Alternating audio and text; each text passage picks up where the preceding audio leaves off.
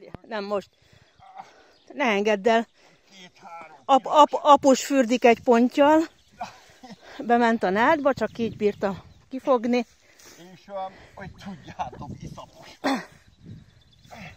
De megfogtuk. Egyből behúzott egy jobbost. Ez a kis szörnyeteg.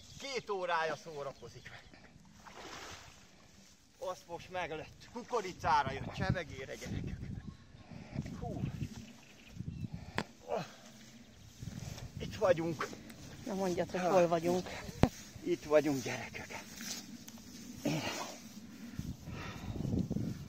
Lépdök. Így. Megy vissza majd a cuccosba.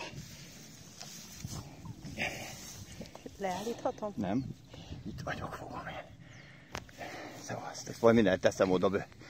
Na srácok. Csőröbb bere. Itt vagyunk a DVC-n, a Dunavölgyi főcsatornán. Hú. Dabas Sárítól tudtok bejönni, átjöttök a Duna-Tisza csatorna hídon. Majd egy földúton, ki van írva, hogy Kavicsbánya, végig jöttök.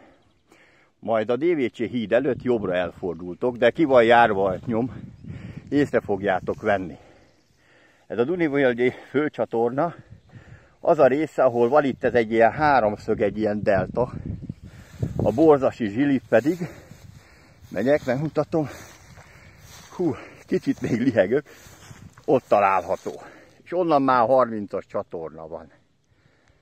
Tehát kukoricára jött, csontit, gilisztát, azt nem kell próbálni. Egy darab törpét fogtunk végül is, de a DVC-ben nem is nagyon emlékszem, hogy lett volna törpe.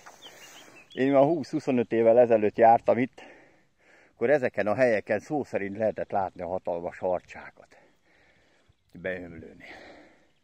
Na jó van, srácok, el kell rakni gyorsan a halacskát, meg beírni, mert nagyon sok halőr jár, figyeljetek oda. No, ha lesz még valami, majd jelentkezek. Dunavölgyi főcsatorna. További szép napot, szevasztok!